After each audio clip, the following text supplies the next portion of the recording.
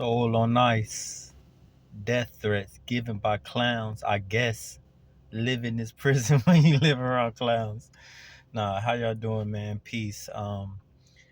Thank you for coming on this journey with me to publish my first book. Well, we did it today. I just got this. This is the author's copy, and I'm proud, man. I'm proud of myself. Not to be braggadocious, but I'm proud of myself. This was my a birthday gift to myself. I just turned 40 September 28th, and this was a birthday present to me. I'm gonna be honest. I grew up Jehovah Witness.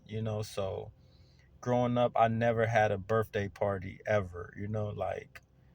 And I'm Muslim now, so I really don't celebrate birthdays. So I've never in my entire life had a birthday cake ever. Never blew out a candle, never was really into that. But I turned 40. I said I'm gonna make this a birthday to remember, right? Maybe the first one ever. And this was my birthday gift to myself, to publish my first book. And really what sparked this, and I said this in another video, it was last February. My daughter was doing a Black History project, and she said, who should I do? And it was the usual suspects: Rosa Parks, Martin Luther King, or you could choose an author. She was going to do Alice Walker, and I said, listen, when it comes to Alice Walker, I mean, look, I don't want to go there, but I said, do one on me. I'm your father. I'm a first generation college student. Came up through a lot. I gave y'all, I broke the cycle, man. I broke the chain. No disrespect to the civil rights leaders and whoever else they tell our kids to do these Black History reports about.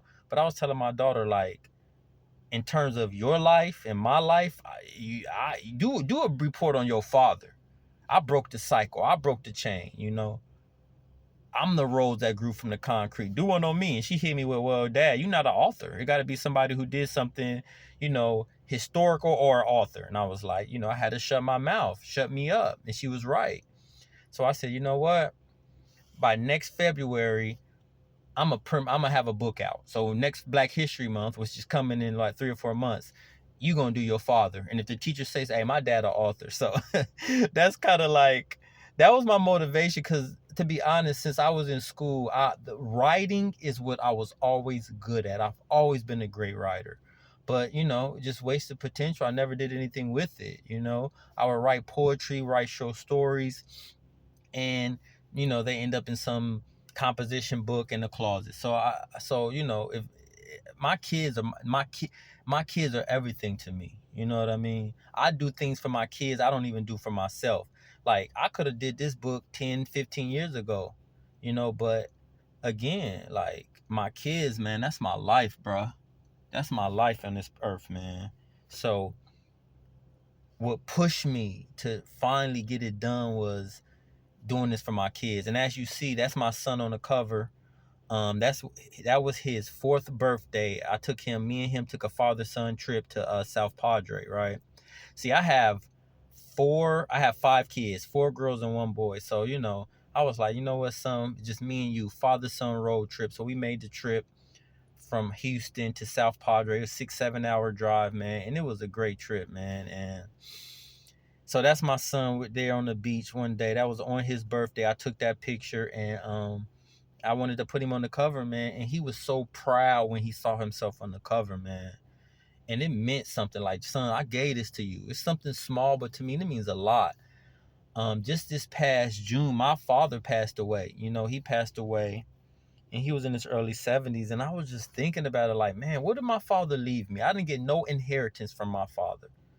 He didn't leave me no land. He didn't leave me no money. He didn't leave me a house. Didn't leave me a car. He didn't leave a tie. Like, nothing. What did my father leave me, man? And it's like, bro, that's what I mean by breaking the cycle, man.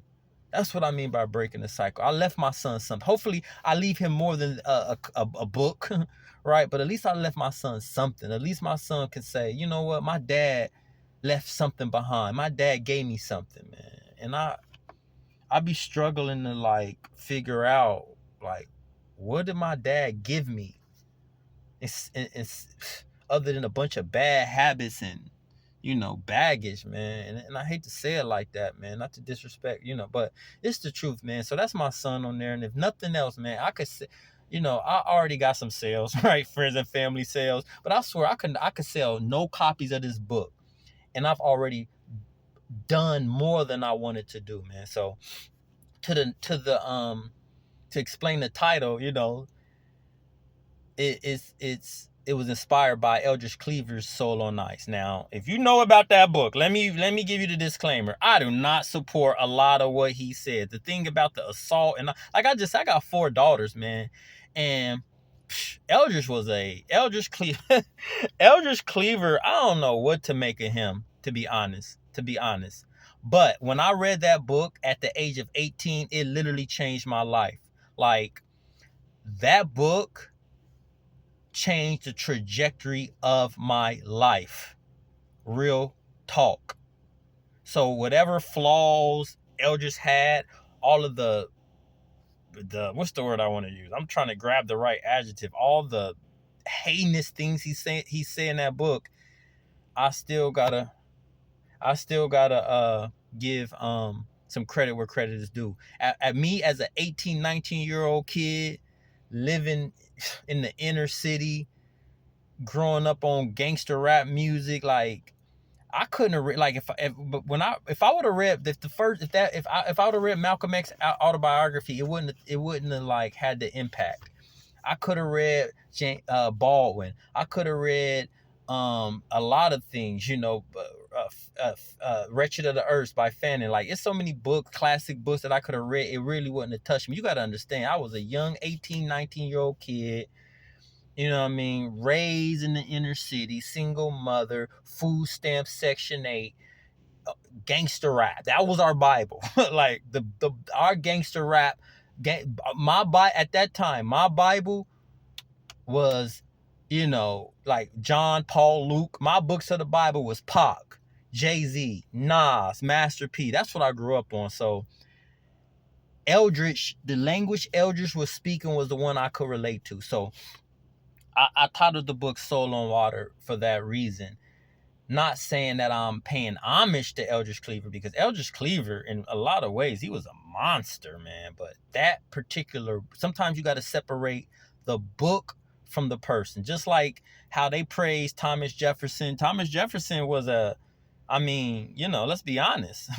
We know what he did. He had slaves, and I ain't mad at him for having slaves, but that was the times, and I don't judge what was going on back then. But at the end of the day, he had a child with an enslaved woman who was under the age of 18. But we don't judge him like that. We take the good and the bad, and we separate it. So even the book Soul on Ice, I separated from the good from the bad, and at that moment in time, that's what I needed. So that's why I entitled it Soul on Water, man. And how I got to even read that book, it was the bar that I spit at the beginning from Nas, the rapper Nas. Nas had this bar where he was like, soul on ice, death threats given by clowns, I guess. Live in this prison when you live around clowns, I'm hex. So that was like one of my favorite songs by Nas. And one day I was in the library, not trying to read no books. This was back in 2003 or 4. I was in the library trying to use the free internet, and I just happened to walk by the Black History section and call a book called Soul on Ice. I'm like, what? Nas got a book? I picked up the book and I saw Eldridge with the Newport in the mouth. I'm like, what is this?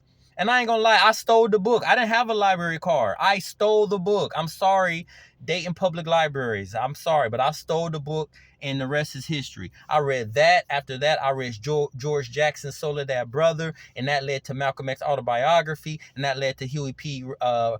Revolutionary Suicide, and the rest is history, man. Here I am 20 years later, and I published my first book. So that's what it's about. In terms of the poetry and the contents of the book, I'll get into that later.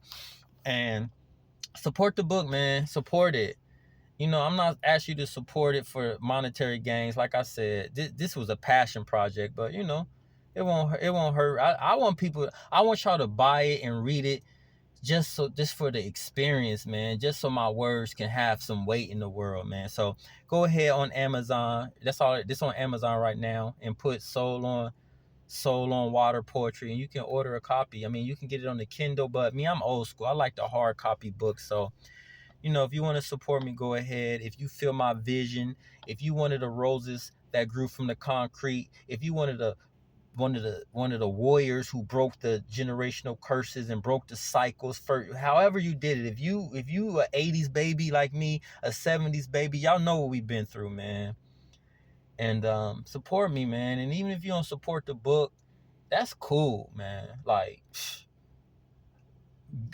follow your own dreams, whatever it is. This book is for the 70s babies, man. The 80s babies, man. Now I'm getting passionate because what we've been through. And that's what the poems are about in the book. I'll show you the back and give you a little preview or whatever, but this is for us, man. This is for my generation. The 70s babies, the 80s babies, even these 90s babies. They're a little bit different, but y'all know what we've been through. Y'all know what we've been through. So even if you don't want to buy the book, no problem, bro. Like, it ain't even about that. Follow your dreams, man. Even if it's something, the smallest thing, if you want to do it, bro. I just lost my mother 2 years ago. Lost my father this past summer, and it's just like, man, like, time be going, man. Time is a man's most valuable commodity. And looking back on it, I got a lot of regrets, man, about things I didn't do that I should have done earlier. Procrastination has been my biggest enemy for many years. So if nothing else, don't procrastinate. But there it is, Soul on Water. This is the blurb in the back. Soul on Water is a collection of poetry chronicling a young man's journey to adulthood over a period of 2 decades. That's me. So the next video, I'll get into the details of what the poems are. But like, these are just poems I've been writing since literally the first one I wrote was back in 2004, right? And I just had all these old poems in storage in my attic, in a little storage boxes, old composition notebooks.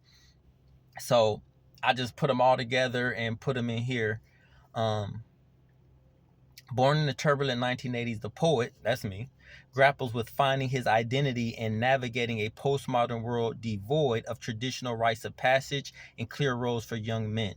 The poem delves into the themes of loneliness, military service, family, love, heartbreak, poverty, addiction, politics, redemptions, and spirituality.